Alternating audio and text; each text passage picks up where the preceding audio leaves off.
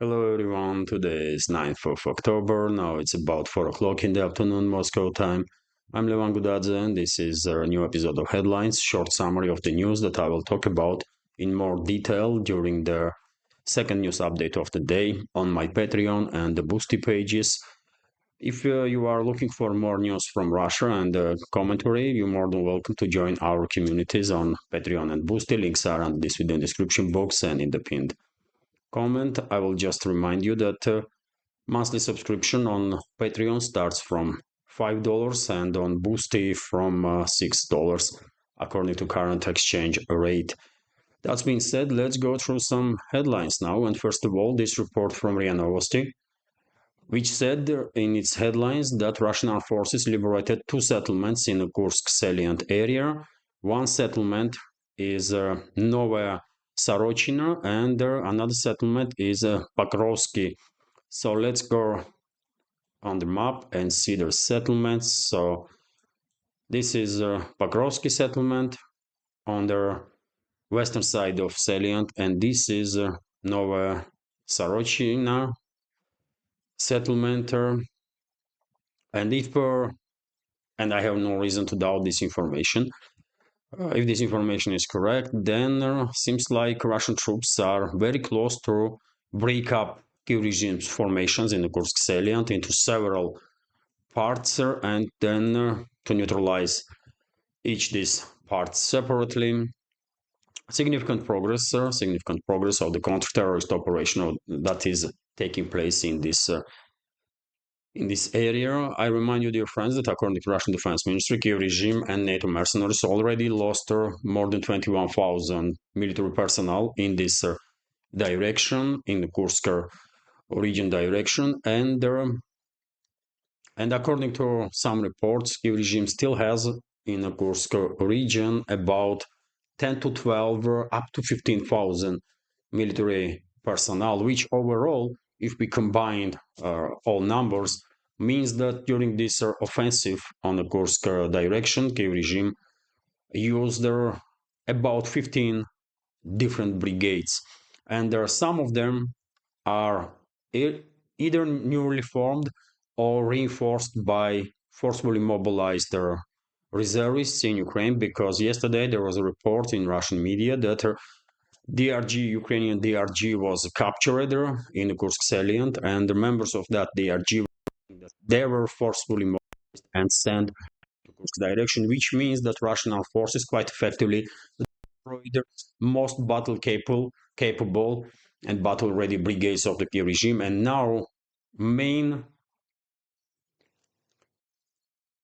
force of the Kiev regime in the Kursk salient is based on forcefully mobilized elements.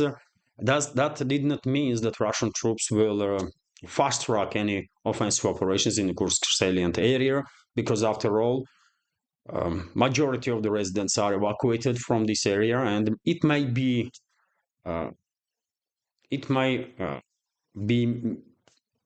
meaningful for Russian armed forces to basically allow Kiev regime for time being to hold on to some positions in the Kursk salient area. So therefore, they will keep these 10 to 15,000 troops in this direction that otherwise would be deployed to some other areas of the front line, for example, in Pokrovsk direction or Toretsk direction, where Russian troops have significant progress, dear friends. This morning in the first update, I reported that Russian troops encircled Kiev regime's formations in the southern district of the Pokrovsk, and now we are receiving reports that Russian troops actually established full control over the entire this area, which means that Kiev regime's troops in this district run away, maybe, or were completely neutralized during the previous 24 hours. In any case, this is definitely significant progress of the Russian armed forces in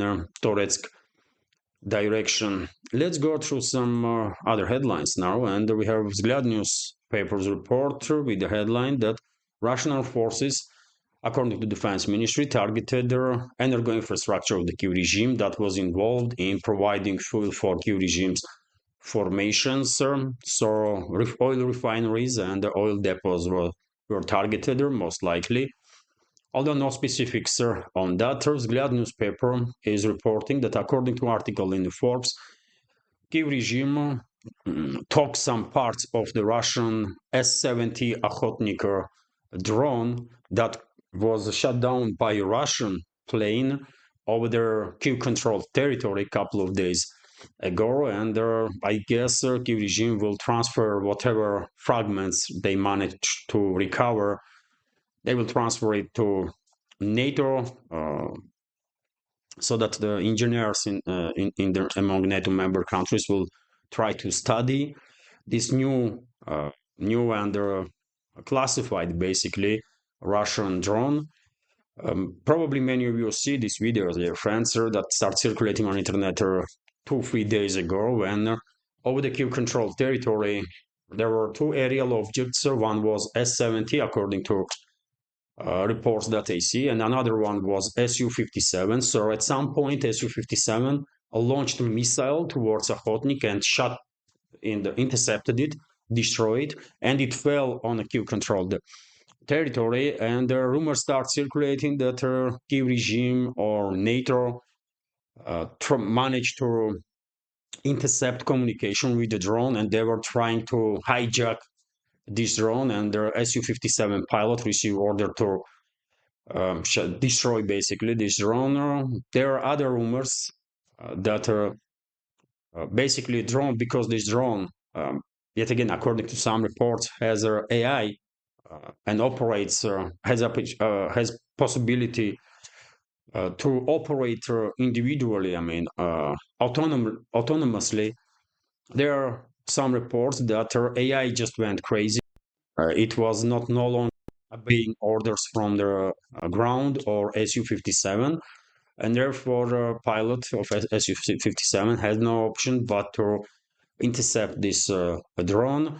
In any case, most likely, no one will argue that S-70 Okhotnik was brought down by Russian fighter jet, and we have now this report that fragments were taken by Kiev regime for study, most likely. I mean, I don't think Kiev regime is able to study anything. They will transfer those fragments to NATO.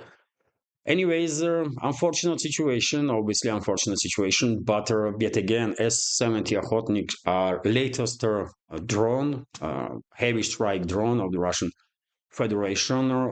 S-70 is still in a testing phase, and therefore some accidents might occur. It's normal stuff whenever you are building something new.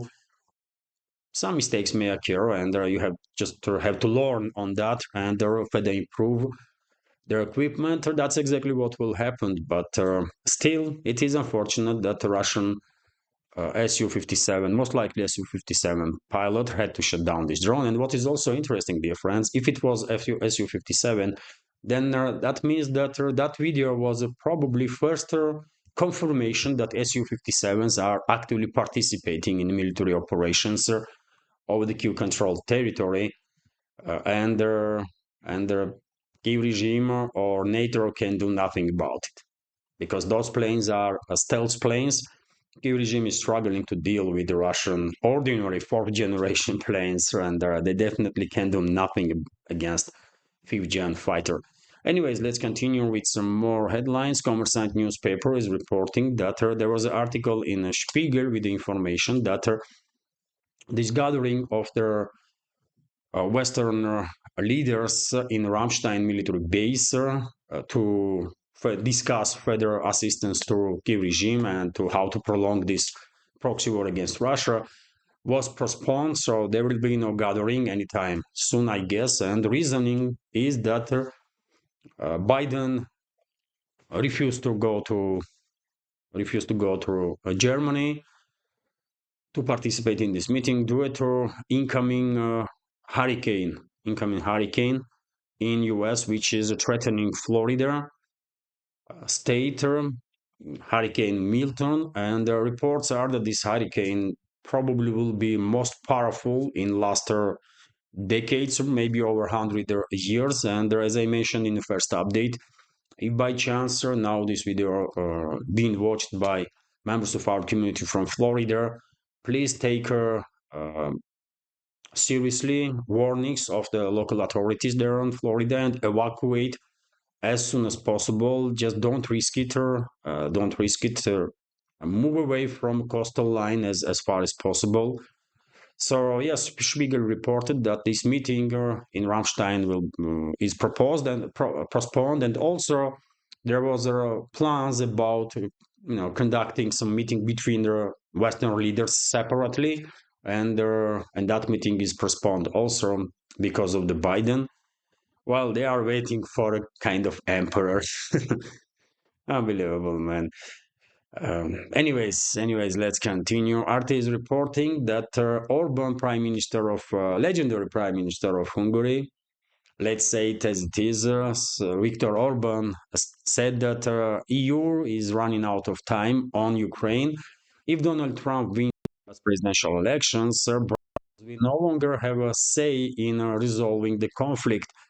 The Hungarian prime minister warned, and he definitely has a point. Of course, all the details, dear friends, about every single news that I'm, and some more news that were reported by Russian media since my first update will be in second update on Patreon and boosting extra headline from RT. Also, Ukraine is becoming more flexible as endgame approaches, and this was reported by Bloomberg.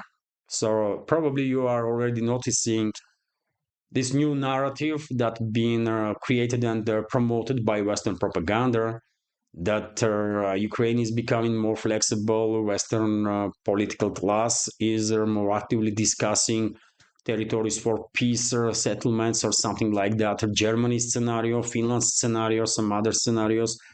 Well, all these narratives, by the way, clearly indicate that there's, at least some people among our decision makers in the Western ruling class are coming to the terms that they lost this proxy war against Russia and they are now looking for off-ramp, kind of. Anyways, let's continue. And we have this report that top US commander proposes cruise missiles for Ukraine. Okay, some elements among Western elites, Western ruling class may realizing that they lost this conflict, but there are some others that still wants to continue this proxy war against Russia as long as it possibly can be prolonged. And I guess some of the hawks in this regards are among militaries, also NATO militaries and US militaries. Okay. Details in second update on this news. RT is also reporting that US Navy was at scene of a Nord Stream blaster, according to media reports, and this time about it, Danish newspaper Politiken is writing the piece. So we all know this. None of us are surprised to hear that. There was reports earlier also that US military warships were spotted in the place where eventually these explosions had happened on Nord Stream pipelines. But yet again, as we all know, Western ruling class is pushing a narrative that it was Kyiv regime and there are some elements that were affiliated with the Kyiv regime that conducted this largest industrial terrorist attack, and they are trying as much as they can to deflect attention from the US involvement, from US and its involvement in this attack, and also from other NATO member states that were clearly involved in this terrorist attack. That's what it was, right? Including Norway and the UK, most likely Poland. RT is reporting that ex-NATO boss lands a new job. Jens Stoltenberg was recently succeeded as a head of the US-led military bloc by former Dutch Prime Minister Mark Rutte, of course, and from now on he will be chair of the Munich International Security Conference. Okay, okay. While he was head of NATO, reputation of this organization went beyond the repairable. in terms of damage. And I guess if this Munich Security Conference still has any reputation, then under the chairmanship of Jens Stoltenberg, that reputation will be shredded also. This is my guess on that. Anyways, let's continue. TASS news agency is reporting that according to Israeli media, IDF conducted 185 strikes on Hezbollah's different targets in Lebanon during the previous 24 hours. Also, we have this report from TASS news agency with the headline that Israeli armed forces detected 40 launches of their missiles from Lebanon towards Haifa, Gulf of Haifa. And Haifa is, of course, one of the biggest cities in Israel. TASS news agency is reporting that aid of the Minister of Finances of Israel were wounded in the fighting in southern Lebanon. Also, we have this report that Hamas confirmed information that it conducts negotiations with the Fatah representatives in Cairo, in Egypt, and Fatah is, of course, an organization that is in charge in West Bank, while Hamas was in charge in Gaza Strip. At some point, there was a military confrontation between these two fractions, and now seems like Hamas is looking for cooperation with the Fatah, probably to basically allow Fatah to take over Gaza Strip as a legit government there. So if that's the case, then in upcoming weeks or maybe months, we will see significant changes in this regards. RIA Novosti is reporting that, well, this is a very important difference. Iranian MPs called for a Security Council of Iran to create a nuclear weapon. So this is very important. Maybe something is in making in Iran, and now ground has been laid down for creating nuclear weapons. Or maybe current leadership of Iran sees no any other option to protect itself from Israel but to acquire nuclear weapons. Maybe this is the case, or maybe these are MPs, and we are talking about some 39 MPs in Iranian parliament. Maybe these MPs are acting on their own, and this move was not coordinated with Iran's leadership.